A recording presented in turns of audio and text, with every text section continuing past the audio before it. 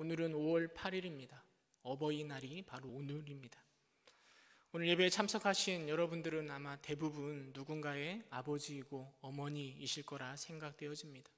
한평생 자녀를 사랑으로 길러내시고 또 뒷바라지하신 우리 부모님들에게 고맙고 감사하고 사랑한다라고 전해드립니다. 또한 우리는 누군가의 자녀일 것입니다. 우리가 부모들의 수고와 사랑이 계셨기에 오늘 우리가 있음을 기억하시고 늘 부모를 공경하심으로 하나님이 말씀하시는 복들을 충분히 누릴 수 있는 여러분 되시기를 주님의 이름으로 축원합니다. 5월 8일이 또 수요일이어가지고 수예배를 전하면서 무슨 말씀을 전할까 많이 고민했습니다.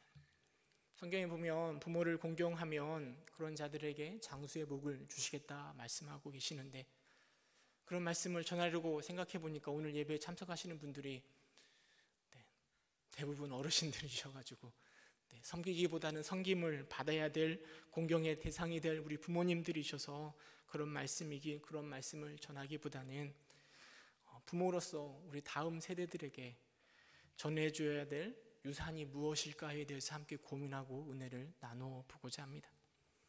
오늘 본문의 내용에 보면 그 시대적인 배경이 어떤 시대적인 배경을 가지고 있는가 하면, 하나님의 은혜로 애굽에서 탈출한 이스라엘 백성들이요 요단강을 건너 저 가나안 땅을 정복하였습니다. 오직 하나님의 은혜로 그들이 가나안 땅을 정복하였습니다. 그리고 정복한 그 땅을 지파별로 나누어서 그 땅에 정착하였습니다. 그리고 시간이 흘러서 이스라엘의 지도자였던 여호수아가 죽음을 맞이하는 장면을 성경은 기록하고 있습니다. 그런데 성경의 내용을 곰곰이 묵상해 보면 여호수아가 죽었는가 살았는가 거기에 초점이 맞춰져 있는 것이 아니라, 성경의 초점은 어디에 맞춰져 있는가 하면 이스라엘 백성들의 신앙의 모습이 어떠한가에 초점이 맞춰져 있습니다. 우리가 읽은 사사기 2장 7절에 보면 이렇게 기록하고 있습니다. 백성 여호수아가 사는 날 동안과 여호수아 뒤에 생존한 장로들 곧 여호와께서 이스라엘을 위하여 행하신 모든 큰 일을 본 자들이 사는 날 동안에 여호와를 섬겼더라. 하나님의 은혜를 경험하고 여호수아가 살아있는 동안에는 온 백성들이 하나님을 섬겼다라고 성경은 기록하고 있습니다. 그런데 여호수아가 죽고 나자 10절 함께 읽어볼까요? 사사기 2장 10절 말씀 함께 읽어보도록 하겠습니다. 시작. 그 세대의 사람도 다 그 조상들에게로 돌아갔고 그 후에 일어난 다른 세대는 여호와를 알지 못하며 여호와께서 이스라엘을 위하여 행하신 일도 알지 못하였더라. 다른 세대, 다시 말해서 다음 세대, 다음 세대들은 여호와를 알지 못하였다라고 이야기하고 있습니다. 여호수아가 죽고 나자 하나님 행하신 일들을 바라봤던 사람들이 사라져가자 그 다음 세대들은 여호와를 알지 못하였다라고 성경은 기록하고 있습니다. 그리고 그 뒤에 연결되어지는 성경의 내용이 무엇인가 하면, 이제 이스라엘 백성들이 저 가나안 땅에 정착하기 시작한 이스라엘 백성들이 이제는 하나님의 목전에서 악을 행하고 하나님의 말을 따르지도 않고 하나님을 섬기는 것이 아니라 주변의 이방신들을 섬기고 있다라고 기록하고 있습니다. 특별히 바알과 아스다롯을 섬기는 그 백성들을 향하여 하나님께서 15절에 보면 여호와의 손이 재앙을 내리심으로 그들의 괴로움이 심하였다라고 성경은 기록하고 있습니다. 짧은 성경 구절이지만 이 성경 구절의 내용이 바로 사사기 전체의 내용입니다. 사사기 전체의 내용이 무엇인가 하면, 하나님의 은혜로 저 가나안 땅을 차지하였지만 이스라엘 백성들이 하나님이 아니라 우상을 섬길 때 하나님께서 그들을 심하게 괴롭히게 되고, 그리고 그들이 어려움에 당했을 때 하나님께서 다시 사사를 보내어 그들을 회복시키는 내용이 바로 사사기에 반복적으로 등장하는 내용입니다. 그 사사기의 내용의 집중은 하나님의 심판이 얼마나 집요한가 이것에 집중하고 있는 것이 아니라, 하나님이 사랑하고 인도하고 있음에도 불구하고 끊임없이 지속적으로 하나님으로부터 멀어져가는, 타락해져가는 이스라엘 백성들의 그 집요함을 말하고 있는 것입니다. 끊임없이 하나님을 멀리 떠나려고 하는, 하나님이 아니라 우상을 섬기려고 하는 그 백성들의 모습을, 그들의 조상 가나안을 목숨을 걸고 차지하였던 그들의 조상들이 바라볼 때 어떤 마음이 들었을까요? 얼마나 한탄스러울까요? 말할 수 없는 하나님의 은혜가 우리를 애굽에서 인도하였고 광야를 건너 저 가나안 땅을 정복하게 하셨는데, 그 바로 다음 세대는 그 하나님의 은혜를 조금도 기억하지 못하고 자기 멋대로 살아가고 우상을 섬기고 있는 그들의 모습을 바라보면서 얼마나 한탄스러워할까요? 그런데 그 상황들이 오늘 우리의 모습이지 않습니까?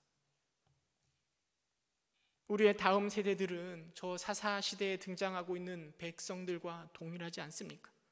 가나안의 문화를 자꾸만 따라가고 우상을 따라갔던 그들처럼 우리의 믿음의 다음 세대들, 우리 아이들 역시 세상의 문화를 따라가고 있지는 않습니까?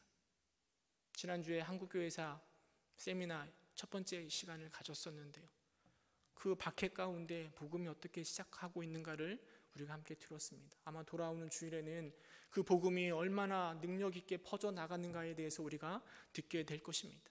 말할 수 없는 하나님의 은혜가 우리 한국교회에 임하였고, 그 은혜를 통하여 우리가 하나님을 믿고 있음에도 불구하고 오늘 살아가고 있는 우리의 모습을 바라보면 우리의 신앙의 모습은 너무나 차가운 것 같습니다. 제가 주일학교 다닐 때 수련회 가면 우리 선생님들이 늘 무슨 얘기를 했는가 하면, 야, 산에 올라가서 소나무 하나는 뽑아야 돼, 가서 소나무 하나를 흔들면서 그렇게 기도해야 돼 라고 끊임없는 얘기를 들었습니다. 그리고 제가 교사가 되었을 때는 무슨 책이 나왔는가 하면 낙타 무릎이라는 책이 나왔습니다. 기도를 너무 많이 해가지고 무릎이 낙타 무릎처럼 이렇게 불뚝불뚝 튀어나온 그런 낙타 무릎을 가져야 된다라며 우리가 많은 도전을 받았습니다. 그러나 오늘 신앙생활하고 있는 우리의 모습 가운데 저조차 기억이 나지 않습니다. 언제 무릎 꿇고 기도했는지. 너무나 편하게 쉽게 신앙생활하에 가는 모습들을 바라봅니다. 물론 무릎을 꿇고 기도하는 것이 기도의 중요한 요소가 아니라라고 말할 수 있지만, 기도를 향한 열정, 그 수고의 모습들이 보이지 않다라는 것은 참으로 안타까운 대목이라 말할 수 있는 것 같습니다. 한국교회의 주일학교는, 우리의 다음 세대들은 점점점 더 약해져 가고 있습니다. 여러분, 이 이야기가 최근에 나온 게 아니라 10년 전에, 20년 전에 그 얘기가 계속해서 반복되어서 나오고 있습니다. 걱정의 소리는 많이 나오고 있지만 여전히 달라진 것은 전혀 없습니다. 교회마다 주일학교는 텅텅 비어져 가고 있고, 우리 교회는 자꾸만 더 노령화되어 가고 있습니다. 여러분, 그 이유가 무엇일까요? 왜 이렇게 주일학교가 힘들어지고 우리 다음 세대가 하나님을 찾는 것이 어려워지는 걸까요? 흔히들 교회에서 하는 이야기 중에 어떤 이야기가 있는가 하면, 믿음 좋은 사람의 자녀치고 목사님의 자녀치고 믿음 좋은 사람이 없더라, 이런 이야기를 종종 듣습니다. 그래서 사실 저도 많이 걱정이 됩니다. 저에게 자녀가 2명 있는데, 아들이 있고 딸 하나가 있는데 이들이 신앙생활을 제대로 하지 못할까 하는 염려가 있습니다. 정말 큰 기도의 제목입니다. 왜 이렇게 우리 자녀들에게 우리의 신앙을 넘겨주는 게 이렇게 어려운 것일까요? 물론 많은 이유들이 있겠죠. 개인적인 신앙이기 때문에 사무엘도 그 신앙교육에 있어서, 자녀 신앙교육에 있어서 실패하지 않았습니까? 뿐만 아니라 믿음이라는 게 너무나 개인적이고 세상은 너무나 변해버려서 너무 타락해서 불신앙의 시대여서 우리의 자녀들이 신앙을 세우는 것이 참 어려운 게 사실입니다. 그러나 저는 가장 근본적인 이유, 우리 자녀들에게 신앙이 그대로 물려가지 않은 가장 근본적인 이유는 바로 부모 때문이라 생각되어집니다. 특별히 제가 생각하는 것은 우리 부모의 신앙의 이중성 때문이라 생각되어집니다.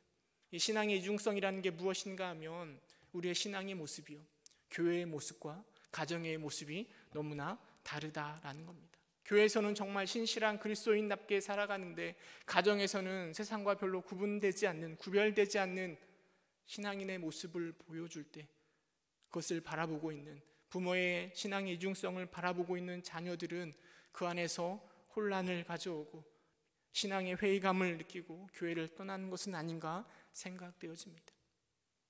여러분, 제가 목사인데요, 아마 그 사실 여러분들은 잘 알고 있을 거라 생각되어집니다. 우리 자녀들도 제가 목사인 것 잘 알고 있습니다. 근데 여러분, 제가 목사로서, 하나님을 믿는 사람으로서 얼마나 거룩하다라고 여러분들은 생각하십니까? 정말 하나님 보시기에 흡족할 만큼 거룩할까요? 여러분 어떨 것 같습니까? 전혀 생각이 없으시군요. 네. 사실 솔직히 말씀드리면 여러분들이 저의 신앙에, 저의 거룩함에 대해서 판단하는 것이 쉽지는 않을 겁니다. 왜냐하면 교회에서는 얼마든지 거룩한 척 할 수 있거든요. 여러분들은 제 겉모습만 바라보잖아요. 제가 목사라는 타이틀을 가지고 있기 때문에 어느 정도는 하겠지라는 생각을 가지고 있으실 겁니다. 제가 말이 없잖아요. 여러분 왜 말이 없는지 아십니까? 사람들이 제가 말이 없다고 얘기하는데요. 왜 말이 없는가 하면 거룩해 보이려고 말을 하지 않는 겁니다. 조용히 있으면 왠지 거룩해 보이지 않죠. 거룩해 보이잖아요. 괜히 말했다가 저의 신앙의 이 거룩하지 못한 모습이 들통이 날까봐 말을 자제하고 있습니다. 참 사람들 앞에서는 얼마든지 이렇게 거룩해 보이려고 노력하지만 집으로 가면 참 그런 것이 쉽지가 않습니다. 신앙의 긴장감이 사라지고 숨어있는 나의 죄성들이 너무나 쉽게 드러납니다. 그래서 제 아내가 저보고 늘 하는 이야기가 무엇인가 하면 목사가 왜 이래? 목사가 이래도 돼? 라고 이야기하면서 끊임없이 이야기합니다. 저번에는 장난치면서 저한테 뭐라고 얘기하는가 하면 당신은 목사가 아니라 목살이야 막 이렇게 놀리더라고요. 목살이야. 저도 그러면 동일하게 이야기하죠. 이 사모가 이러면 돼? 이렇게 받아치긴 하지만 웃으면서 이렇게 이야기하지만 우리의 신앙의 생활을 곰곰이 생각해 보면 너무나 이중적이지 않을까 하는 생각들을 해보게 됩니다. 사람들 앞에서 보여지는 우리 신앙의 모습과 가정 안에서 보여지는 우리 자녀들에게 보여지고 있는 우리 신앙의 모습은 너무나 이중적인 모습을 보여줄 때가 참으로 많은 것 같습니다. 물론 단순히 남들에게 보여주기 위한 우리 신앙의 이중성은 분명히 비판받아야 될 것입니다. 그러나 한편으로는 이 연약함이 솔직한 우리의 모습이라 말할 수도 있을 것 같습니다. 이게 바로 인간의 한계라는 것이죠. 왜냐하면 우리는 어쩔 수 없는 죄인이기 때문입니다. 로마서에 보면 모든 사람이 죄를 범하였음에 하나님의 영광에 이르지 못하였더라 이렇게 분명하게 이야기하고 있잖아요. 우리가 하나님을 믿고 있고 신앙인이 된 건 우리가 거룩해서 신앙인이 되는 것이 아니라 하나님의 은혜입니다. 전적인 하나님의 은혜로 우리가 신앙생활을 해 나아가고 있습니다. 그런데 여전히 그 은혜가 나를 지배하지 못하고 여전히 그 안에서 그 더러움이 남아 있을 수 있습니다. 그런 더러움들을 우리 교회에서는 막 감추잖아요. 어떻게 해서든지 거룩한 척 해보려고 막 감춥니다. 목사인 저도 마찬가지입니다. 그런데 문제는 무엇인가 하면 이 이중적인 우리 신앙의 모습을 우리의 자녀들이 어떻게 바라볼까 하는 것입니다. 사람들 앞에서 그 더러움을 감추려고 여러 가지 모양으로 거룩한 척 할 수는 있지만 말도 안 하고 그냥 이렇게 할 수는 있지만 집안에서 보여지는 이런 이중적인 모습을 우리 자녀들이 바라볼 때 그들이 어떻게 그 모습을 평가할까, 어떤 영향력을 갖게 될까는 우리가 고민해 봐야 되는 것입니다. 우리 아이들은요, 그 신앙의 이중성을 바라보면서 어쩌면 그 자신의 신앙에 회의감을 가질 수도 있고 어쩌면 우리의 그 연약함, 이중성을 더 많이 닮아갈 수도 있다라는 것을 우리는 기억해야 될 것입니다. 그러기에 우리는 우리의 신앙의 모습이 다른 사람들에게 어떻게 비춰질까? 물론 이것도 고민해야지만 우리 자녀들에게 어떻게 비춰질까? 어떤 영향을 미칠 수 있을까라는 것에 대해서 우리는 더 많이 고민해야 되는 것입니다. 제 아내와 늘 다짐하는 게 무엇인가 하면 아이들 앞에서는 절대 싸우지 말자. 싸우더라도 애들 없는 데서 싸우자. 끊임없이 다짐하는데요. 근데 화가 나면 애들이고 뭐고 없습니다. 그냥 막 싸우거든요. 그런데 이상하게 성도들 앞에서는 조금도 싸운 척을 하지 않는다라는 거예요. 어쩌면 우리가 다른 사람들은 그렇게 신경을 쓰고 있으면서도 우리 자녀들에게 내가 어떻게 비춰질까? 내 신앙이 어떻게 영향을 미칠 수 있을까에 대해서는 너무나 가볍게 생각하고 있는 것은 아닌가 우리 스스로 돌이켜 보아야 될 것입니다. 설교를 마치고 나면 우리 아내가 저에게 뭐라고 말할까? 마음의 눈에 선합니다. 그러나 우리는 끊임없이 고민해야 됩니다. 내 신앙의 모습이 물론 실패할 수도 있고 연약할 수도 있지만 자꾸만 그것에 대해서 인식하고 내 자녀들에게 어떻게 비춰질까? 그것에 대해서 두려운 마음을 가지고 있을 때 그것이 바로 우리의 고민의 해결의 시작이 아닐까 생각되어집니다. 더불어서 좀 더 나아가서 우리 자녀들에게 어떤 신앙의 모습을 보여주어야 우리 아이들이 믿음 안에서 자라나게 할 수 있을까에 대해서 좀 고민해 볼 필요가 있는 것 같습니다. 여러분, 좋은 믿음을 아이들에게 물려주기 위해서 우리는 무엇을 해야 될까요? 동일한 고민들을 아마 여호수아 시대에도 그 백성들도 하였을 것입니다. 어떻게 하면 좋은 신앙의 유산들을 우리 자녀들에게 물려줄까? 여호수아나 그 이스라엘 백성들이 선택한 방법은 무엇이었는가 하면 신앙의 증거들을 세우는 것입니다. 그 대표적인 게 바로 옛 제단입니다. 이스라엘 백성들이요, 저 가나안 땅을 정복하기에 앞서 가나안 이 요단강 동편 땅을 차지했는데 그 동편의 땅이 너무 살기 좋은 땅이었습니다. 그래서 갓지파, 루벤지파, 므낫세 반지파가 그 땅을 나눠 가졌습니다. 그 요단강을 건너서 서편을 정복할 때 동편에 차지했던 그 지파의 남성들이 함께 동참하였다가 전쟁이 끝나고 나서 다시 동편으로 돌아왔습니다. 근데 동편으로 돌아온 백성들이 뭘 세웠는가 하면 큰 제단을 세웠는데 그 제단이 바로 옛 제단입니다. 서편에 있던 사람들은요, 이 이스라엘 백성들, 동편에 있던 사람들이 제단을 쌓은 모습을 바라보면서 저들이 벌써 하나님을 버리고 우상을 섬기는가 착각하고 오해하고 그들과 전쟁을 하려고 합니다. 전쟁을 치르기에 앞서서 사람들을 보내서 저 제단이 무엇인가를 알아봤는데요, 그 제단에 대해서 뭐라고 설명하는가 하면 여호수아서 22장 24절 25절 이렇게 기록하고 있습니다. 우리 함께 읽어보도록 하겠습니다. 22장 24절 25절 함께 읽겠습니다. 시작.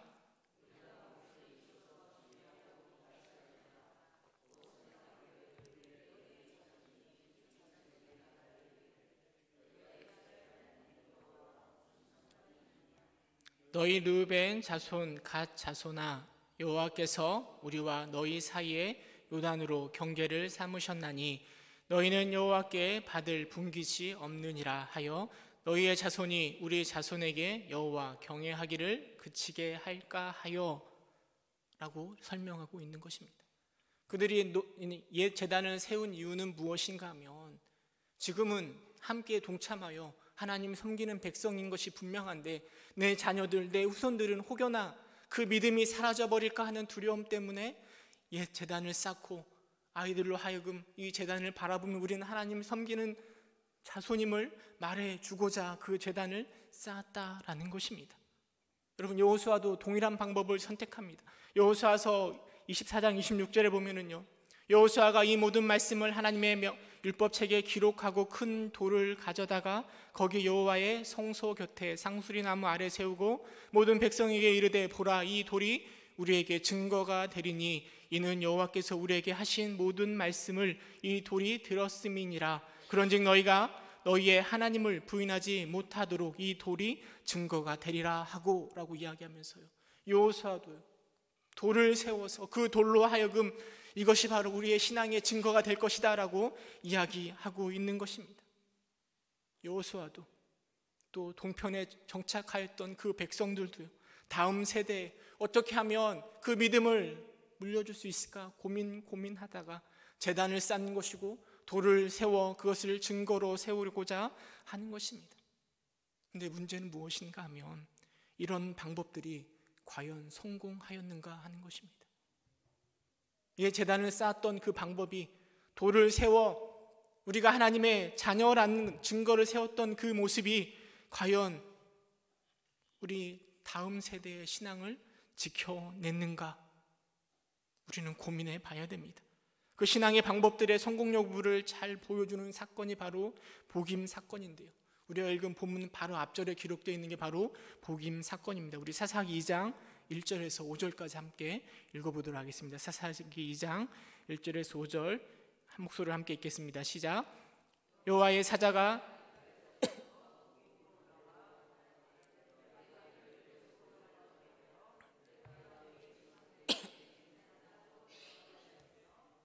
또 내가 이르기를 내가 너희와 함께한 언약을 영원히 어기지 아니하리니 너희는 이 땅의 주민과 언약을 맺지 말며 그들의 제단들을 헐라하였거늘 너희가 내 목소리를 듣지 아니하였으니 어찌하여 그리하였느냐. 그러므로 내가 또 말하기를 내가 그들을 너희 앞에서 쫓아내지 아니하리니 그들이 너희 옆구리에 가시가 될 것이며 그들의 신들이 너희에게 올무가 되리라 하였노라. 여호와의 사자가 이스라엘 모든 자손에게 이름에 백성이 소리를 높여 운지라. 그러므로 그곳을 이름하여 복음이라 하고 그들이 거기서 여호와께 제사를 드렸더라. 아멘. 여러분 무슨 내용인지 아시겠습니까?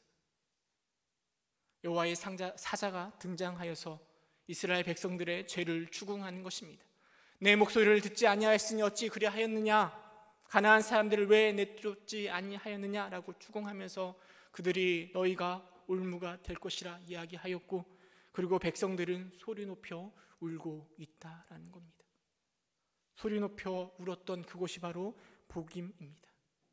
옛 제단을 쌓았고 증거의 돌을 세워 보았지만 결국 그 자손들의 신앙의 모습은 실패하고 만 것입니다. 그리고 그 복임에 소리 높여 우는 그 울음의 소리가 저 유럽 땅에 울려 퍼지고 있고 미국을 거쳐 이 땅 한국 땅에도 그 슬픔의 울음소리가 들려질까 걱정이 됩니다. 그토록 우리의 믿음을 우리 자녀들에게 세워주길 원하지만 그 자녀들의 모습은 전혀 하나님을 섬기지 못하고 하나님을 믿지 못하는 자의 모습으로 살아갈까 걱정이 되고 두려운 마음이 생겨나는 것입니다. 그러기에 우리의 모습을 다시금 점검해 보아야 될 것입니다. 신앙의 유산을 자녀들에게 물려주기 위해서 우리가 선택하고 있는 방법들이 저 여호수아 시대의 옛 제단처럼 증거의 돌을 세우는 것에만 집중하고 있는 것은 아닌지 진단해 보아야 됩니다. 제가 생각할 때 옛 제단 증거의 돌이라고 한다면 다른 것들이 아니라 신앙의 결과들만을 강조하는 것이 아닐까 생각되어집니다.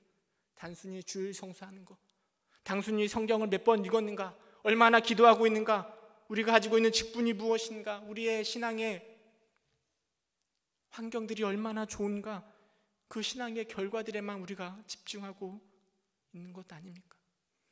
물론 이런 것들이 다 필요 없다는 이야기가 아닙니다. 너무나 중요한 신앙의 유산이 될 것입니다. 옛 제단이나 여호수아가 세운 돌은 분명 우리 후손들에게 큰 영향력을 발휘하였을 것입니다. 그러나 그것들이 결코 우리 자녀들의 신앙을 바로 세우지 못하였다라는 겁니다. 영향력이 있지만 그 영향력은 미미하였다라는 겁니다. 저는 보다도 우리 아이들에게, 우리 자녀들에게 신앙을 물려줄 수 있는 보다도 확실한 방법을 이 복임 사건에서 찾아보고자 합니다. 백성들의 신앙이 없는 것으로 인해서 사사기 2장 3절 이렇게 이야기합니다. 그러므로 내가 또 말하기를 내가 그들을 너희 앞에서 쫓아내지 아니하리니 그들이 너희 옆구리에 가시가 될 것이며 그들의 신들이 너희에게 올무가 되리라 하였노라 라고 성경이 말합니다. 3절을 보면 그들을 너희 앞에서 쫓아내지 아니하리니 라고 기록하고 있습니다. 백성들이 가나안 땅을 하나님의 은혜로 정복했습니다. 그런데 왜 그들이 그 안에 남아있는 이방 백성들을 다 쫓아내지 아니하는 걸까요? 왜 남겨두었을까요? 1장에 보면 그 내용들이 기록되어 있는데요, 사사기 1장의 내용들이 어떤 내용인가 하면 백성들이 가나안 땅을 다 정복했다는 내용들이 기록되어 있습니다. 그러나 땅을 정복하는 것이 초점이 아니라 그럼에도 불구하고 정복하지 못한 땅이 있음을 강조하고 있습니다. 그 쫓아내지 못한 이유도 싹 기록하고 있는데요, 그 이유도 다양합니다. 1장 19절에 보면 주민들이 철병거를 가지고 있기 때문에 쫓아내지 못했다라고 이야기합니다. 24절에 보면 그들을 선대하여서 쫓아내지 못했대요. 언약을 세우고 그들과 함께 하는 것입니다. 28절에 보면 노역을 시키느니라 그들을 쫓아내지 아니하였다라고 이야기합니다. 하나님의 은혜로 그 땅을 정복하라 말했지만 백성들은 거기에 살고 있는 사람들이 너무나 강력하니까 철병거를 가지고 있으니까 힘들어서 그냥 내버려 두는 것입니다. 그들을 선대해서 그들과 잘 언약을 맺어가지고 내가 잘 이용해 먹으려고 그들을 그냥 내버려 두는 것입니다. 노비로 노역시키려고, 부려먹으려고, 내 욕심을 채우려고 그들을 그냥 그렇게 남겨두고 있는 것입니다. 근데 그렇게 남겨둔 그들이 옆구리에 가시가 되고 올무가 되어 우리 백성들을 무너뜨린다라는 것입니다. 신앙의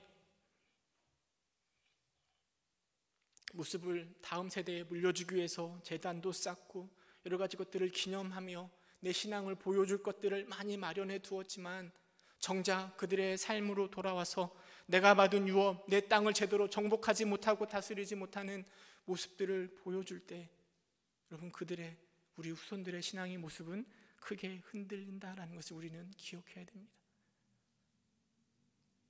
가나안 땅에 남아있는 그 백성들을 쫓아내지 않는 그 백성들, 이스라엘 백성들의 마음에는 분명 이런 마음이 있었을 것입니다. 이쯤이면 됐지, 어느 정도 다 쫓아냈잖아, 이것들을 잘 이용해서 내 욕심을 채워야지, 이것들이 귀한 건데 어떻게 이런 것들을 다 포기할 수 있겠어 라며 적당히 타협하고 적당히 그들과 함께 하려 할 때 내 신앙에 큰 위협이 될 뿐만 아니라 그 모습이 바로 자녀들에게도 큰 위협이 된다라는 것을 우리는 기억해야 됩니다. 우리는 모두 다가 우리의 믿음이 우리 자녀들에게 그대로 전수되기를, 넘어가기를 소망하고 기대하고 있습니다. 그런데 그런 모습을 가지고 있으면서도 우리의 삶 가운데, 그리고 내가 세워놓은 옛 차단이나 증거의 돌들만 세우려고 하고 있다라면 여러분, 그 신앙이 제대로 증거될 수가 없습니다. 우리 자녀들은 우리가 세워놓은 옛 제단이나 증거의 바위, 돌을 통해서 우리의 신앙을 배우는 것이 아니라 우리의 자녀들은 우리의 삶의 현장 가운데 드러나고 있는 우리의 신앙의 모습을 보고 그 믿음을 배우는 것입니다. 물론 우리가 늘 성공하는 신앙인이 되는 것은 아닙니다. 넘어질 수밖에 없는 연약한 존재입니다. 그러나 중요한 것은 신앙의 결과가 아니라 과정이고, 과정 속에서 나타나고 있는 신앙의 태도라는 거죠. 주를 향한 열정, 주를 향한 그 태도를 바라보며 우리 자녀들이 그 신앙을 배우고, 그리고 그 자녀들에게 우리의 신앙이 전달되어져 간다라는 것입니다. 제가 군에 갔을 때 논산훈련소로 훈련 받으러 갔었거든요. 훈련 과정 중에 어떤 훈련을 배우는가 하면 경계군무를 쓰는 훈련을 배웁니다. 그리고 그 훈련을 다 받고 나서 실제로 그 조교들과 함께 그 경계군무에 투입됩니다. 밤에 이렇게 1시간 정도를 경계를 쓰는데요. 제가 이제 한 1시쯤, 새벽 1시쯤 이렇게 경계를 섰는데요. 경계를 서고 있는데 그때 이제 일찍 사관이 마침 방문해가지고 어떻게 쓰는가 이렇게 보려고 왔더라고요. 아주 그때 바짝 긴장하고 그 일찍 사관이 하는 얘기를 듣고 있었는데 마침 그때가 또 이렇게 근무를 교대하는 시간이 되어가지고 다음 근무자가 이렇게 돌아오는데요. 아마 좀 고참이었나 봐요. 저랑 같이 있던 사람보다. 이렇게 딱 오니까 그 경계 쓸 때 어떻게 하는가 하면 손들어 움직이면 쏜다. 그 다음에 암호를 대거든요. 그렇게 FM대로 이렇게 딱 했는데 오던 그 사람이 막 장난치면서 야 나야 뭐 이런 걸 대 하면서 왔는데 그 안에 일찍 사관이 있는 것을 생각지도 못하고 그렇게 온 것이죠. 그 고참이 어떻게 됐는가 하면 바로 엎드려 뻗쳐서 엄청 혼났습니다. 근데 일찍 사관이 뭐라고 얘기했는가 하면 100번 가르치면 뭐하냐, 네가 이렇게 한번 행동하면 그대로 따라한다, 그렇게 이야기를 하더라고요. 여러분, 우리가 우리 아이들에게, 우리 자녀들에게 수백 번, 수천 번 가르친다 한들 우리의 모습이 한 번 보여지면 한 번 보여지는 그 모습을 보고 따라갈 확률이 너무나 많다라는 것입니다. 정복하라, 그 땅을 다 차지하라 라고 하나님의 명령, 은혜 가운데 그 명령을 들었음에도 불구하고 대충 살아가며 대충 그들과 타협하며 살아가는 그 신앙의 모습이요, 하나님의 명령을 수백 번 들려주는 것보다 그 한 번의 모습이 우리 자녀들에게 더 큰 영향을 미칠 수 있다는 것, 그들의 신앙을 더 흔들 수 있다는 사실을 우리는 기억해야 될 것입니다. 그리고 우리의 삶 가운데 우리의 자녀를 기억하신다면 보다 더 철저하게 살아가셔야 됩니다. 물론 우리가 그 안에 자유할 수 있고 우리의 연약함이라 말할 수 있지만 우리의 자녀들을 생각한다라면 우리는 조금도 타협하거나 양보할 수가 없는 것입니다. 어버이날을 맞이해서 우리 부모님들에게 축복하고 감사함을 표해야 되는데 자꾸 이렇게 무거운 얘기를 하게 돼서 저도 좀 속상한 것 같습니다. 그러나 우리는 자녀들을 사랑하기 때문에, 누구보다 그들을 사랑하기 때문에 우리의 모습, 우리의 신앙의 모습을 더 점검해 보아야 됩니다. 왜냐하면 우리는 그들에게 가장 위대한 믿음의 유산을 넘겨주어야 하기 때문입니다. 위대한 유산, 그 믿음은 좋은 환경, 우리가 세운 증거들을 통해서 그들에게 넘겨가는 것이 아니라 우리의 삶 가운데 끊임없이 주를 향한 열정의 모습들, 주를 향한 온전함을 향한 우리의 끊임없는 도전의 모습들을 바라볼 때 우리 아이들에게 그 믿음이 증거되어져 갈 것입니다.